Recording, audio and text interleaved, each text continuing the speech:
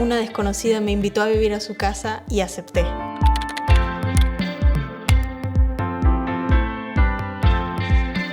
¿Vos te hubieras animado? Y no solo viví con ella por 11 meses ya, sino que me hizo parte de su vida en un montón de aspectos. Me dio un techo, me dio regalos, me ayudó con mi ciudadanía, recibió a mis papás en junio cuando vinieron ellos de vacaciones por primera vez a Italia. Me invitó a viajar con ella y conocí lugares en Sicilia, en la Toscana y en el Trentino Alto Adige que no conocía. Y para mi cumpleaños le pagó el vuelo a mi mejor amiga para verla en un momento en donde la necesitaba más que nunca. Y hoy es mi último día en esta casa con este intercambio. Así que qué mejor momento que este para contar la historia. Y sobre todo para contar la gran lección que aprendí con todo esto, la moraleja detrás de toda esta historia. ¿Cuál es ese aprendizaje? La gente te quiere ayudar, pero para ello necesitas hacer lugar, hacer espacio para que te ayuden. Porque si no hay espacio, no importa cuánto te empujen esa ayuda, no la vas a poder aceptar, porque no hay lugar para ella. Déjame rebobinar a julio del año pasado, que es cuando toda esta historia comenzó. Planeé este viaje sin saber que se iba a transformar en el viaje en el que iba a encontrar todos los papeles de mi sangre italiana y que iba a terminar aplicando a la ciudadanía, y ahora hoy soy ciudadana italiana. Pero esta realidad estaba lejos de existir en ese entonces y era solamente una maga que estaba recién salida de Argentina, que llegó a Italia, estaba haciendo un voluntariado por primera vez,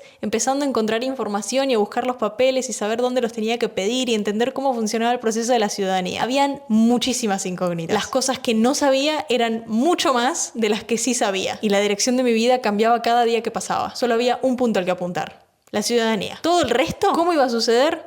No tenía idea. Pero la vida, Dios, el universo, te aceleran en el momento en el que empezás a caminar por el camino correcto. Y esto es exactamente lo que pasó conmigo. ¿Cómo la conocí a Fede? Resulta que el dueño del voluntariado que yo estaba haciendo nos invitó a hacer un tour en bici por las colinas del Monferrato. Y nos dijo que íbamos a terminar en la casa de una amiga de él que tenía pileta. Chochos fuimos, dijimos que sí. Llegamos a la casa cansados, transpirados, con ganas de tirarnos en esta bendita pileta. No llegamos a decir el nombre de todos. Todos afuera de la casa, ni siquiera habíamos entrado a la propiedad. Y se vino una tormenta de esas que vuelan sillas, caen árboles y parece que se te va a rajar el techo a la mitad. Entramos todos corriendo a la casa y de repente la pileta se transformó en, bueno, sentémonos acá un rato y hagamos el famoso aperitivo italiano. Es decir, alcohol y picadita. Entramos a esta casa y es estéticamente hermosa. Mientras que nos íbamos acomodando, pedí permiso para ir al baño y arreglarme un poco el pelo. Y en el segundo en el que entré al baño, no te puedo explicar qué fue lo que sucedió, pero algo hizo clic. Miré a los ojos de mi reflejo en el espejo y dije, me reveo así. Y fue real, o sea, me vi viviendo algo así, teniendo una experiencia así. Que esto que estaba sintiendo, esto que estaba viendo, ese pequeño momento en el baño,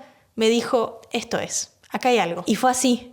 Me vi viviendo en un lugar así. Cuestión, salí del baño, otra copa de vino y nos empezó a dar hambre a todos. Y como no teníamos ningún apuro en volver porque no habían huéspedes, nos fuimos a cenar todos juntos, incluida Fede. Terminamos siendo una mesa de como 14 personas, se sumó la familia del dueño, unos amigos del staff y terminó siendo un día súper lindo conociendo gente nueva. Entre charla y charla empezamos todos a contar más o menos quiénes éramos, qué estábamos haciendo y qué queríamos para el futuro. Y Fede me preguntó, uno a uno, ¿y vos, qué planeas hacer? Y le dije que por el momento estaba solamente juntando los papeles de la ciudadanía y que cuando tuviera la carpeta completa iba a volver a Italia para presentarla y pedir mi ciudadanía. ¿Sabés qué me dijo? Bueno, si querés, cuando vuelvas, venís a mi casa, te doy la residencia, haces la ciudadanía y haces un falso voluntariado conmigo. Te ayudo con tu trámite y vos me ayudás con la casa y mis mascotas porque vivo sola. Y me viene bien una mano. Hoy día sé que esto justamente se llama pet sitting. Hay un término para eso. Y el próximo video es un día conmigo, hora por hora, de lo que estoy haciendo en esta casa cuidando mascotas. Suscríbete. Debo admitir que me quedé medio tarada con su respuesta. Entre que me tomaba un segundo para recalcular,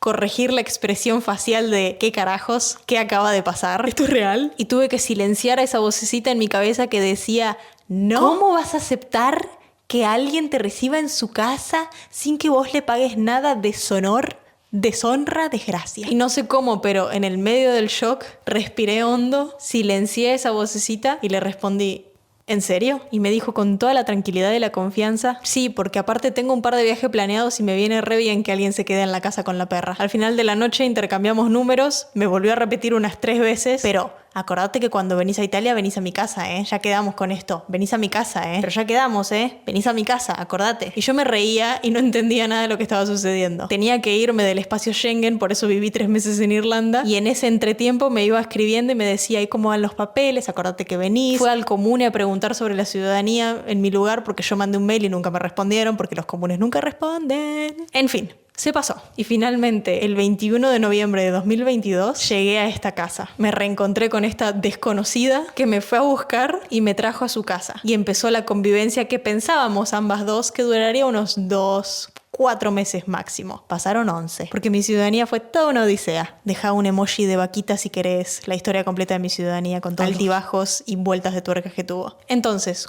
¿cuál es la moraleja de esta historia? ¿Cuál es la gran enseñanza que me dejó todo esto? Que tenés que estar consciente y aceptar el lugar en donde estás. ¿Y dónde es ese lugar? Un lugar en donde no tenés todo claro, no tenés todas las respuestas, no tenés todo aprendido, no tenés todo masterizado. Estás en el medio del proceso y está bien. ¿Por qué? Déjame ponerte un ejemplo muy sencillo.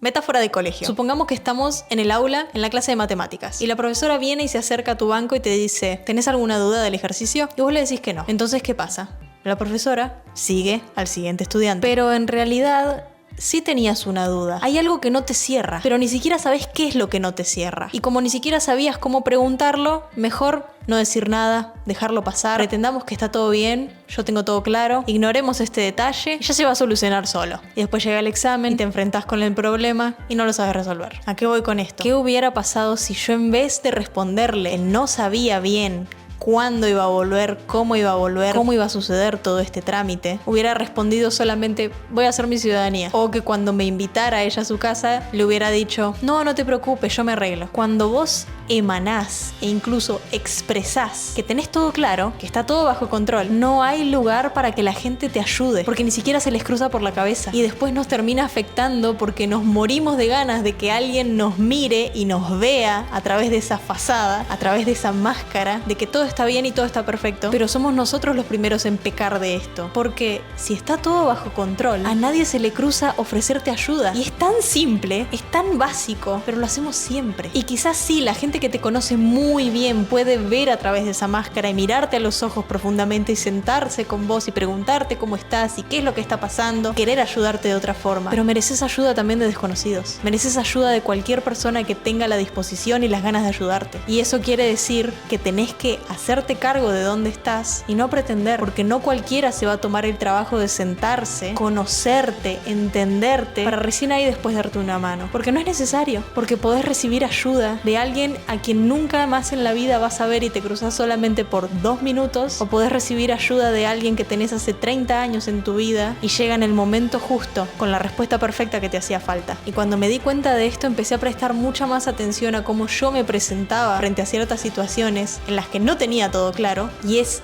absurda la cantidad de ayuda, sugerencias, conexiones, contactos que surgieron del hacerme cargo de los puntos donde todavía tenía incertidumbre, porque había una dirección, pero no sabía muy bien cómo iba a llegar. Y el simple hecho de decir no sé bien cómo voy a llegar, abre una puerta para que la otra persona, si tiene algo para ofrecer, lo pueda dar. Y es instantáneo, es intuitivo. La gente te quiere ayudar. Así que ya sabes, no le tengas miedo o vergüenza o pena al lugar y al momento en el que estás. Acéptalo, con sus certezas y sus incertidumbres. No las escondas. Hacé ese lugar para los no sé y deja que el resto ofrezca lo que pueda ofrecer. Toma lo que te sirve y lo que no, decís gracias y seguís. Porque hasta cuando te presentan opciones que no te sirven, ganás claridad porque sabes qué es lo que no necesitas. Y esto abre posibilidades, conexiones, contactos, oportunidades y te lleva un paso más cerca a poder concretar esa incertidumbre en una certeza. ¿Y vos en mi lugar hubieras dicho que sí? Suscríbete.